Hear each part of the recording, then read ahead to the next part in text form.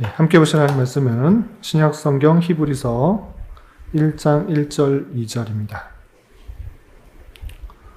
오늘 서신서 배경 히브리서 배우는 날인데 히브리서 1장 1절 2절 읽으신 이후에 오늘 히브리서의 배경 위주로 좀 살펴보도록 하겠습니다. 신약 성경 353면 전후를 보시면 되겠습니다. 1절부터 함께 봉독합니다. 옛적에 선지자들을 통하여 여러 부분과 여러 모양으로 우리 조상들에게 말씀하신 하나님이 이 모든 날 마지막에는 아들을 통하여 우리에게 말씀하셨으니 이 아들을 만유의 상속자로 세우시고 또 그로 말미암아 모든 세계를 지으셨느니라. 아멘. 잘 오셨습니다. 계속해서 우리 서신서들의 배경을 공부하도록 하겠습니다. 우리가 앞서서 바울 서신에 대해서 살펴보았는데 바울 서신의 그 순서를 살펴보면 가장 먼저는 교회에 쓴 편지들이 앞쪽 부분에 그리고 개인에게 쓴 편지가 뒤쪽 부분에 되어 있다. 이렇게 되어 있습니다. 그래서 교회에 쓴 편지는 순 분량, 기록된 분량대로 로마서, 고린도 전후서 이런 식으로 쭉 가게 되고 디모데 전후서 그리고 개인에게 보내는 편지는 디모데 전후서, 디도서, 빌레몬서 이런 식으로 되어 있는 것입니다. 우리는 지난 시간 디도서까지 해가지고 서신서 바울 서신의 13권을 살펴봤고 오늘은 이게 바울 서신이냐 아니냐 이걸 논란이 많은 히브리서를 살펴보도록 하겠습니다. 그러니까 바울 서신이라고 말을 하면 이 히브리서가 분량에 따라서 앞쪽에 나와야 되는데 많은 사람들이 이 히브리서가 바울이 기록했다라는 확실한 증거가 없다라고 해서 그냥 공동서신의 하나로 분류하는 경우가 많아서 우리나라 성경에는 히브리서가 바울 서신에 포함되어 있는 것이 아니라 공동서신 부분에 포함돼서 이렇게 정렬되어 있는데 오늘은 이 히브리서를 어떻게 우리는 바울 서신으로 볼 수 있을까 또는 그 배경을 좀 살펴보도록 하는 시간을 갖도록 하겠습니다. 오늘 갖고 계시는 교환을 참고해 주시기 바랍니다. 말씀드린 것처럼 기록자는 사도 바울이라는 측면과 또 아니다, 알 수 없다라는 큰 그런 논쟁이 있습니다. 바울이라는 증거가 어디냐 또는 이것은 바울 서신이 맞다라고 하는데 그 대표적인 그런 주장에 대해서 3개씩 살펴보도록 하겠습니다. 첫 번째, 히브리서가 바울이 기록했다라는 주장하는 사람들에 있어서는 첫 번째, 디모데를 우리 형제로 표현하면서 함께 방문하겠다라는 그런 표현이 등장하기 때문에 디모데를 우리 형제로 생각할 정도로 아주 가까운 사람이다라는 것들을 알 수 있는데 우리가 배운 것 같이 바울 사도는 디모데와 디도를 아주 밀접한 관계로 여기기 때문에 바울로 이것을 근거로 하여서 바울의 서신이라고 생각할 수 있다라고 말하는 것입니다. 그래서 히브리서 13장 23절을 보시면 우리 형제 디모데가 놓인 것을 너희가 알라라고 되어 있는 건데 우리 형제 디모데라는 그런 표현 때문에 바울 서신이다라고 하는 것에 하나의 근거가 됩니다. 그리고 두 번째 근거는 무엇이냐? P46이라는 사본이 있습니다.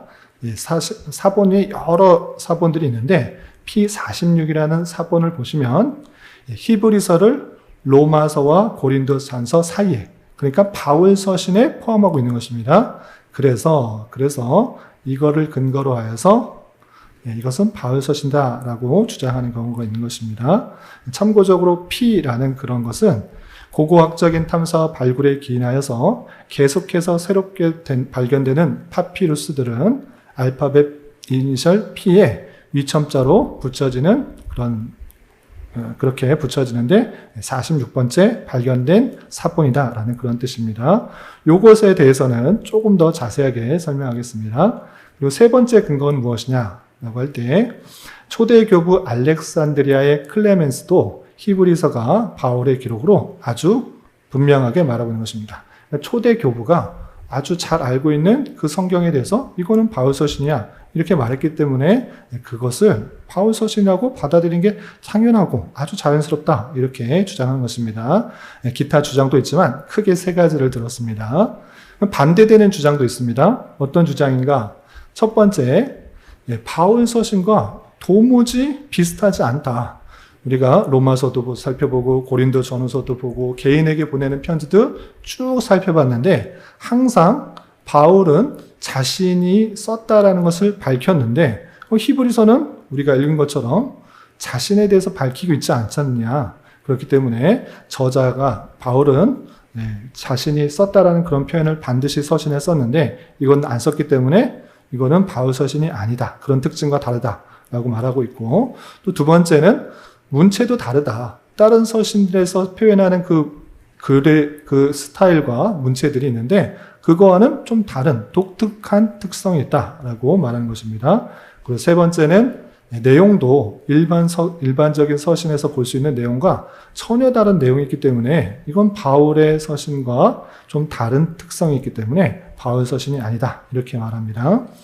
그리고 두 번째는 더 구체적으로 내용을 잘 살펴보면 이 기록자가 바울과 안 맞는 그런 표현들이 나타나고 있다는 것입니다. 첫 번째로 바울은 갈라디아서를 보면 직접 예수 그리스도의 계시를 들었다라고 밝히고 있습니다.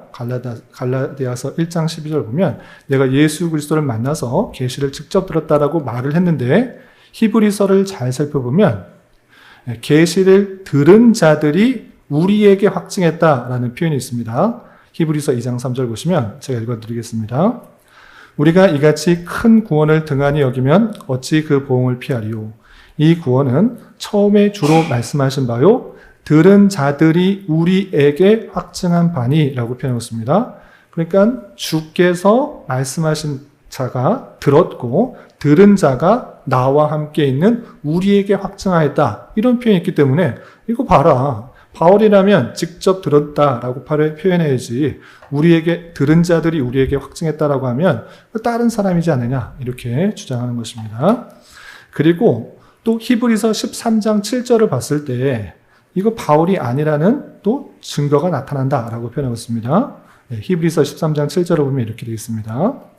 하나님의 말씀을 너희에게 일러주고 너희를 인도하던 자들을 생각하며 그들의 행실의 결말을 주의하여 보고 그들의 믿음을 본받으라 이렇게 되어 있는데 잘 살펴보면 너희를 하나님 말씀을 알려주고 인도했던 자들을 잘 생각해봐라. 그들의 결말을 주의하여 보라.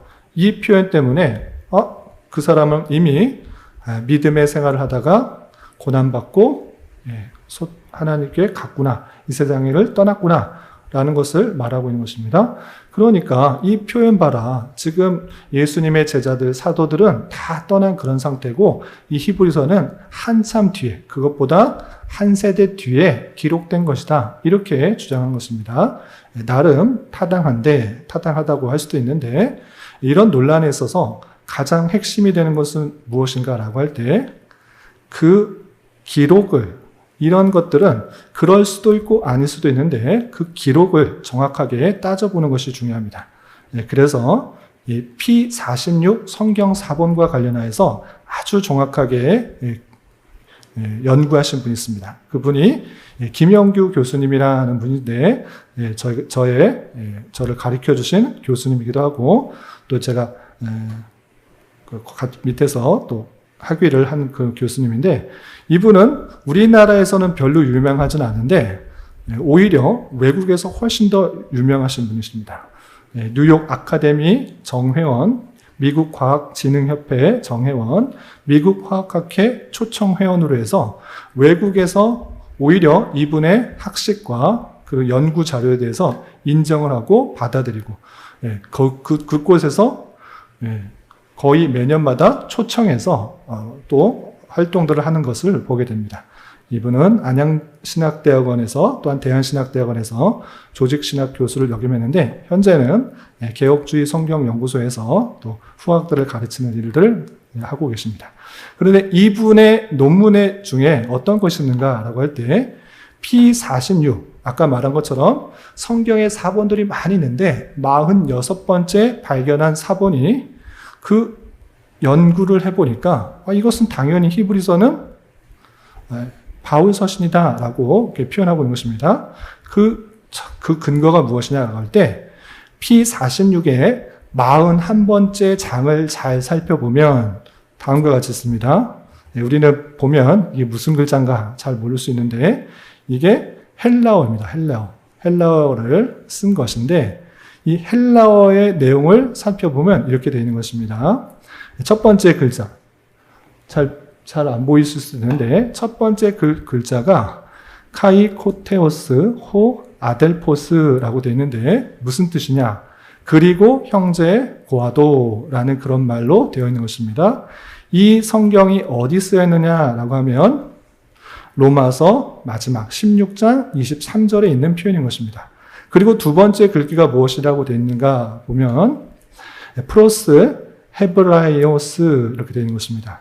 프로스 헤브라이오스라는 것은 히브리인들에게라는 그런 표현으로서 히브리서의 책 제목인 것입니다. 그리고 세 번째 줄은 포메오스 카이 폴로토우로스라고 해서 여러 부분과 여러 모양으로 라고 시작됐는데 우리가 처음에 시작할 때 읽었던 것처럼 옛적의 선지자들 통하여 여러 부분과 여러 모양으로 우리 조상들에게 말씀하신 하나님이 라고 하면서 히브리서가 시작되고 있는 부분인 것입니다. 그러니까 P46의 분명한 기록에는 따로 다른 장에 있었던 것도 아니고 한 장 안에서 발견된 것입니다. 로마서 뒤에 바로 어떤 내용이 나옵니까? 히브리서가 나오고 있는 것입니다. 그러니까 로마서와 히브리서는 붙어 있다라고 생각하면 되는 것입니다. 그래서 이어져 있다, 한 것으로 한 서신으로 보고 있다라는 것이 중요한데 그런데 여기만 갖고 이 부분만 갖고 주장을 할 수 없습니다. 왜 그런가? 이 P46이 한참 후대 100년 아니 200년경에 AD 200년경에 사본학자가 혹 착각하여서 로마서를 쓴 사람과 히브리서를 쓴 사람이 같다고 착각해서 한 번에 썼을 수도 있기 때문에 이것만 갖고 주장할 수 없는데 가장 중요한 증거를 댔습니다. 그것은 무엇이냐?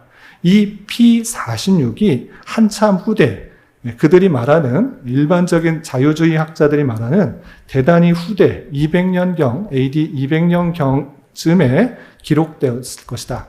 필사되었을 것이다 라고 주장하는데 그것에 대해서 정확하게 반박을 하고 있습니다.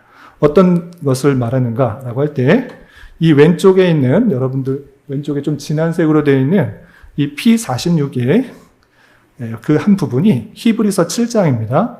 근데 이 김영규 교수라는 분은 그 고문서의 그 글자들을 완전히 다 파악을 하고 있는 그런 분이시기 때문에 그 글자의 형태를 보고 이게 어느 때 문서라는 것을 구분할 수 있는 그런 능력을 갖고 계십니다. 그래서 히브리서 7장을 펴놓고 여기에 써 있는 그 글자를 봐라 라고 하면서 증거를 대는데 지금 확대되어 있는 어떤 한 부분을 확대시켰는데 이 글씨체는 AD 62년부터 71년의 문서들의 필체와 비교할 때 정확하게 일치된다라고 주장한 것입니다. AD 62년부터 71년의 문서들은 어떻게 정확합니까? 라고 할 때 왕들에게서 나타나고 있는 그 확실하게 연대들이 측정될 수 있는 그 문서들이 있는데 그 문서들과 히브리서 P46 그 문서와 필체를 비교하는 것입니다. 그래서 저 흰색으로 하나씩 되어 있는 것을 확실하게 그 연대가 드러난 그 필체와 그것을 하나하나 비교해서 보니까 이 히브리서가 기록된 그 필체는 상당히 후대에 써있던 일반적으로 자유주의 학자들이 말하는 200년쯤에 말하고 있는 헬라어와 다르고 62년부터 71년부터 쓰고 있는 그런 필체와 대단히 같다라고 표현하고 있습니다. 그리고 AD 30년, 맨 밑에 있는 그 문서는 AD 33년에 왕이 쓴 그런 그 문서인데 그 필체와도 같은 헬라어를 쓰고 있다라는 것들을 증거로 해서 논문을 써서 발표를 했던 것입니다. 그런데 이 발표의 내용을 가지고 현재까지 아무도 반박을 하지 못하고 정확하게 논문으로서 반박한 사람이 나타나지 않은 것입니다. 그리고 이 논문 근거로 해서 많은 외국의 학자들이 이것은 대단한 발견이고 대단한 주장이다. 그래서 이것에 대해서 많은 사람들이 김영규 교수를 높이고 있는 것을 보게 됩니다. 그래서 당시에 이 파피루스가 200년경으로 주장했던 사람들의 주장들을 다 물리치고 파피루스는 80년대 이전으로 올라간다라고 표현하고 있는 것입니다. 그럼 이 80년대 이전으로 올라간다는 것이 왜 중요한 것입니까?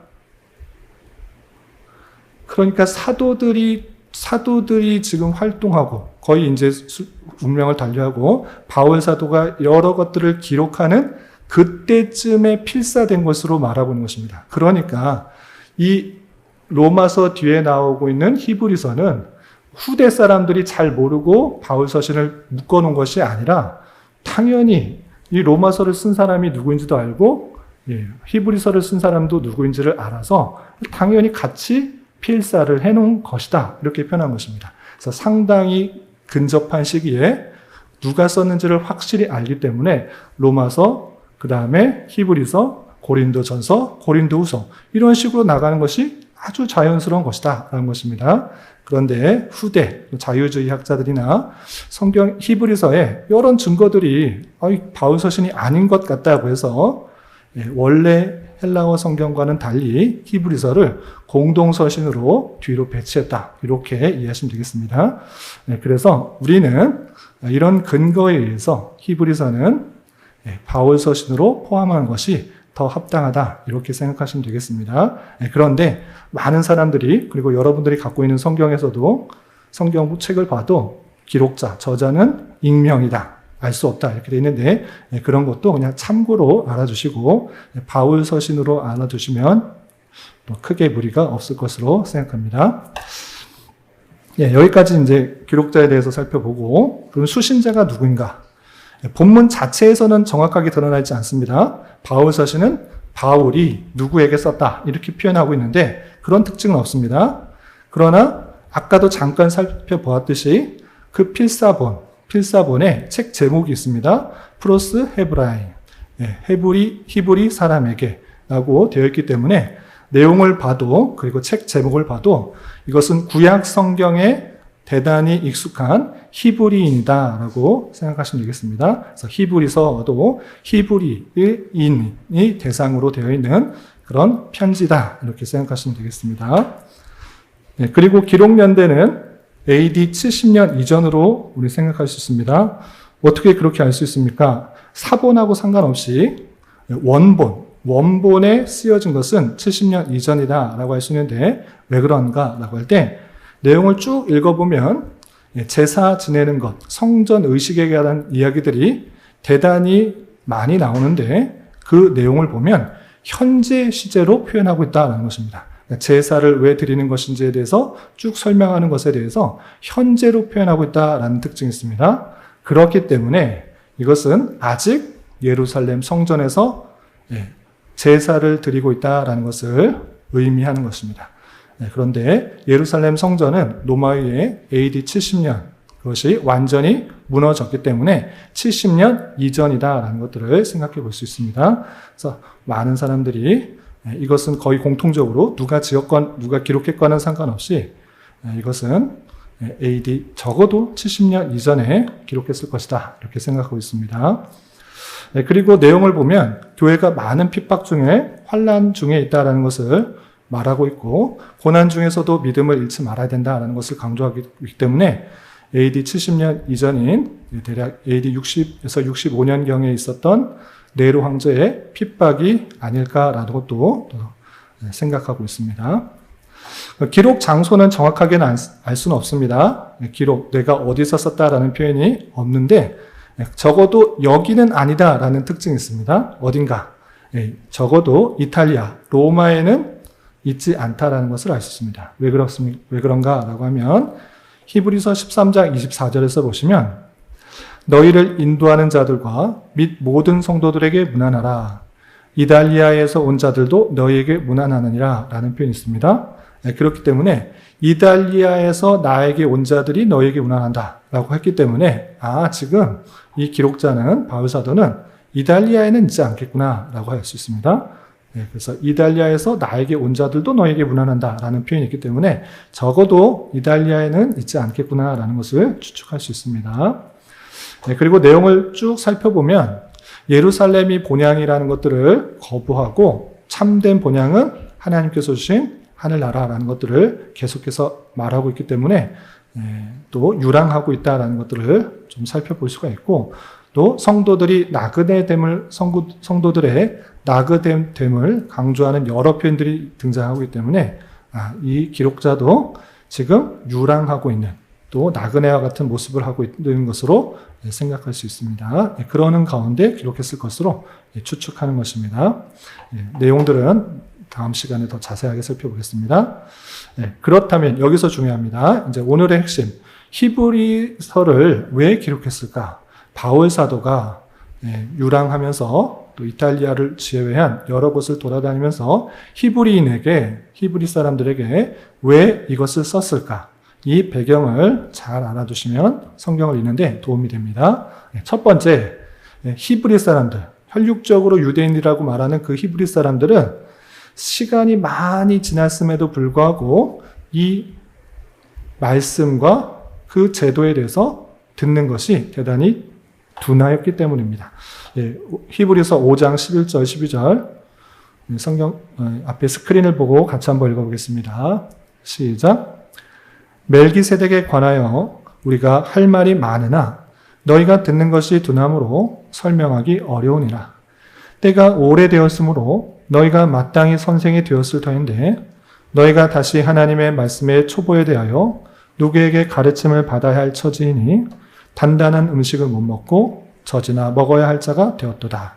멜기세덱에서 말하려고 하다가 내가 멜기세덱을 말하는데 말해봤자 뭐하냐? 너희가 이해도 못하는데 너희는 지금 때가 어느 때인데 신앙생활하고 또 그 말씀을 들은 지가 언젠데 아직도 이 멜기세덱에서도 이해 못하고 아직도 초보에 벗어나지 못하고 있는가라고 탄식하는 장면이 잠깐 등장합니다.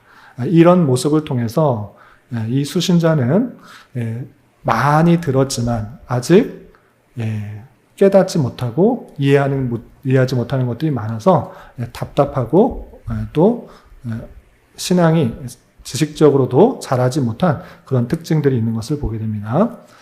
그리고 두 번째 특징은 무엇이냐? 믿음의 길에서 떠나려 하는 자들이 많이 등장하고 있다는 것입니다.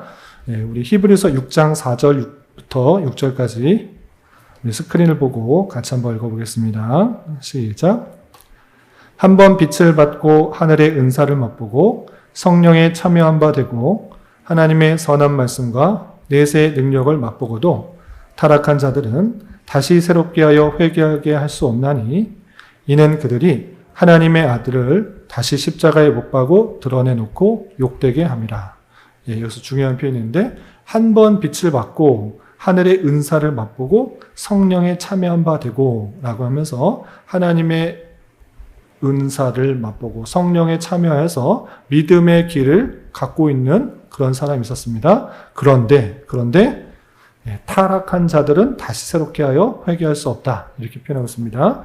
이 말씀을 오해하여서 하나님의 은혜를 받아서 믿음을 가진 사람도 언제든지 타락하고 구원에서 이탈될 수 있다. 이렇게 오해해서는 안 될 것입니다. 성경은 어떤 한 부분 가지고 전체를 해석하는 것이 아니라 전체 성경 가운데 이 부분을 해석하는 것입니다.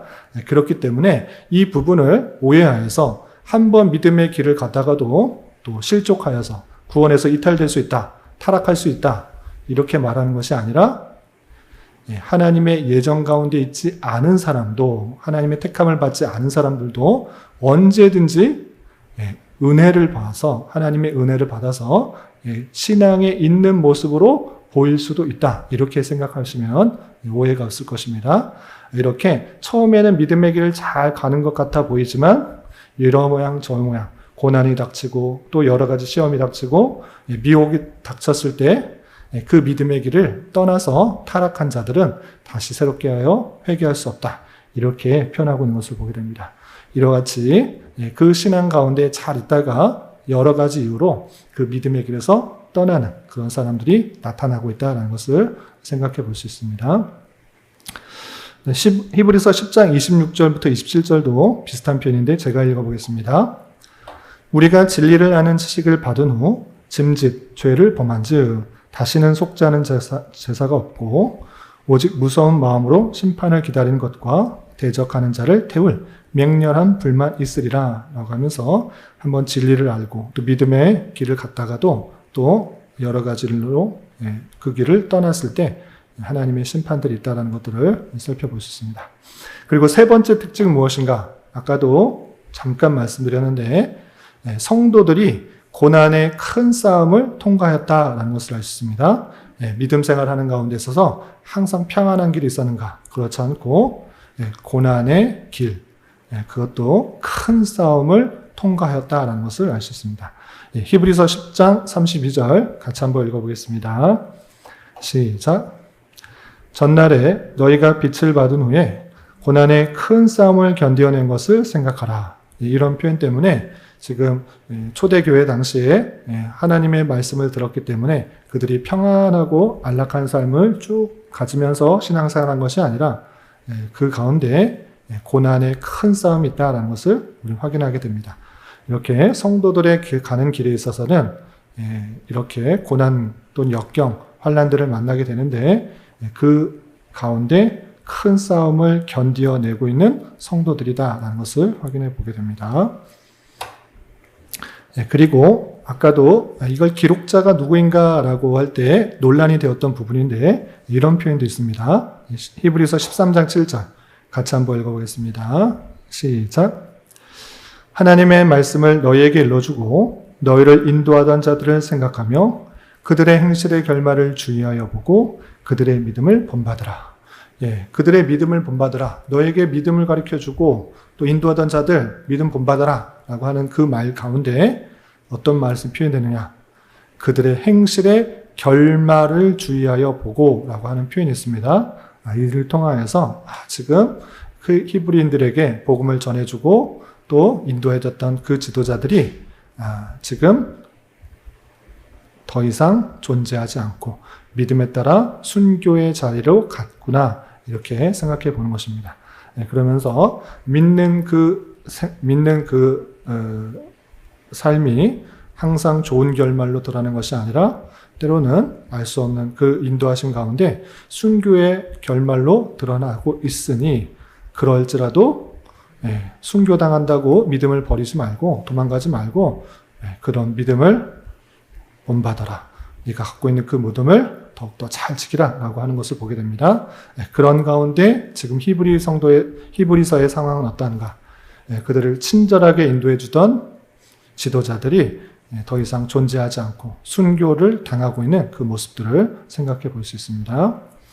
그리고 히브리서 첫 부분에 나오는 것인데 이 사람들이 하나님을 온전히 숭배하고 예수 그리스도를 잘 믿는 것이 아니라 우리가 그것보다 우리를 돕고 우리와 함께하는 천사를 잘 숭배해야겠다 이렇게 생각하고 있었던 모습을 보게 됩니다. 그래서 이 사도 바울은 히브리서에서 가장 먼저 너희들 어떻게 천사를 숭배하고 있느냐, 천사보다 훨씬 더 뛰어난 분이 그리스도라는 것들을 앞서서 잘 말해주고 있는데 그 중에 한 부분만을 읽어보겠습니다. 히브리서 1장 4절 5절 우리 스크린에 나와 있는 것 같이 한번 읽어보겠습니다. 시작. 그가 천사보다 훨씬 뛰어남은 그들보다 더욱 아름다운 이름을 기업으로 얻으심이니 하나님께서 어느 때의 천사 중 누구에게 너는 내 아들이라 오늘 내가 너를 낳았다 하셨으며 또 다시 나는 그에게 아버지가 되고 그는 내게 아들이 되리라 하셨느냐. 그들이 하나님을 잘 숭배하는 것이 아니라 천사를 계속해서 의지하려고 하는 것이 있습니다. 나를 돕는 천사, 그에게 의지해야지. 왜 이렇게 하고 있느냐? 왜 천사를 의지하고 있느냐? 예수 그리스도를 의지해야 된다라는 그 중에 그는 예수 그리스도는 천사보다 훨씬 뛰어나다. 천사 중에 누구에게 너는 내 아들이라 오늘 내가 너를 낳았다. 이렇게 말한 적 있느냐? 그런 적 없으니까 천사를 숭배하는 것이 아니라 예수 그리스도를 온전히 믿고 의지하라 라고 표현하고 있습니다.